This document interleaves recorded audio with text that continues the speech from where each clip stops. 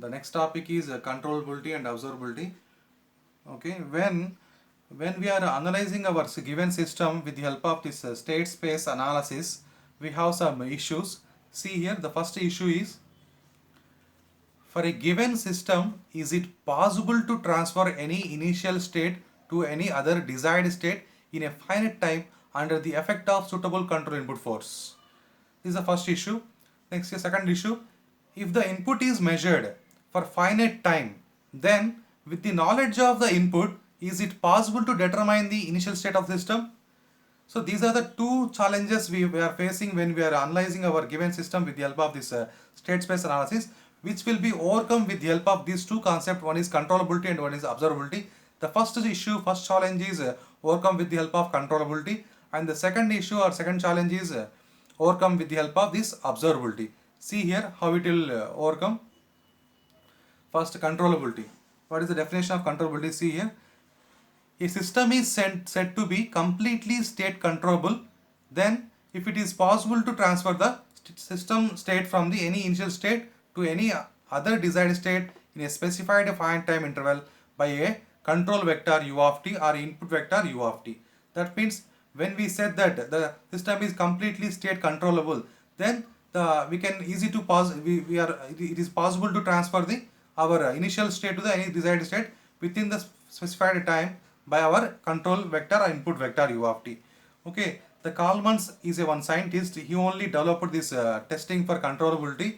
Then how he analyzed that issue and how it will overcome. Now see here, the Kalman's test for controllability. First, he taken one multiple input and multiple output system with a linear time invariant property.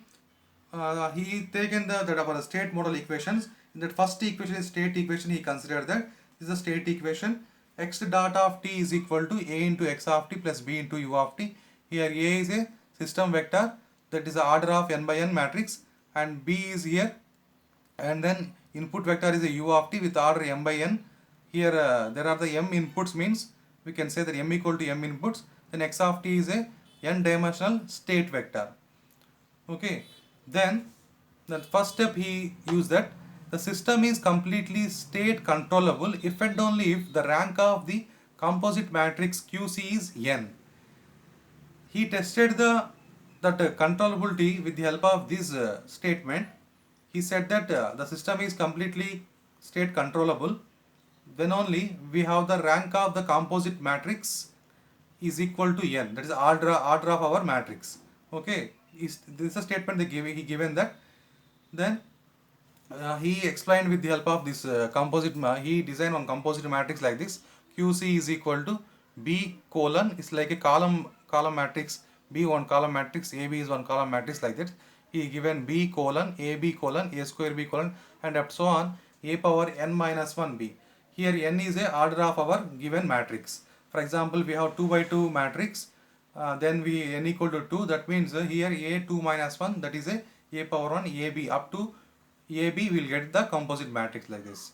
Then if you find the rank for this QC, then if you get that is equal to order of your matrix, then we say that the system is completely controllable.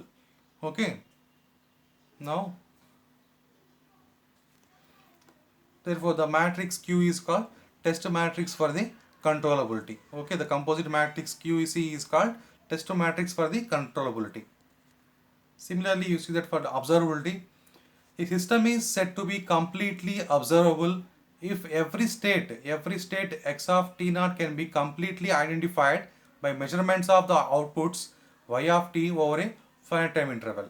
Okay, he said that the system is completely, Kalmans only he developed this observability concept. He said that the system is completely observable then if it is possible to find the x of t naught can be identified with the help of measurements of outputs over a finite time intervals. Now see how he tested that observability for given system. He taken one nth order multiple input and multiple output linear time invariant system. He taken the two state model equations. Before he taken only one state model equation. Here he considered the state equation, first state equation, the second is the output equation. Here he neglect the that d into, actually output equation is a y of t is equal to c into x of t plus d into u of t. Here he neglect the d into u of t, but it is not useful for the observability concept, so he neglect that d into u of t. He consider only the c into x of t in our output equation. Now here y of t, we can say that the matrix with order of p by 1, that is the output vector, and the c is a 1 by n matrix, 1 by n order matrix. Next, he said that the system is completely observable if and only if the rank of composite matrix QO is n.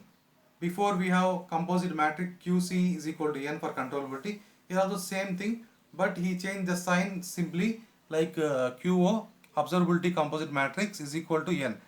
Then we have to select this composite matrix, not like controllability, but here they given one different method. See different formula for the composite matrix. Before we have B colon A B, but here he taken the output equation, the C matrix he taken that. Here he considered the QO is equal to C transpose colon A transpose C transpose, like that up to A transpose whole power n minus 1 C transpose. Here n is the order of our given matrix A. Okay, then if you find this composite matrix QO, that is equal to rank of that rank of the QO is equal to order of our n matrix, then we said that the system is completely observable. Okay, then the matrix QO is called the test matrix for the observability. I think it is clear. These concepts are very important. So many times they're asked in our academic examination. So we concentrate on these topics, and the more practice, the more problem on these two topics, controllability and observability.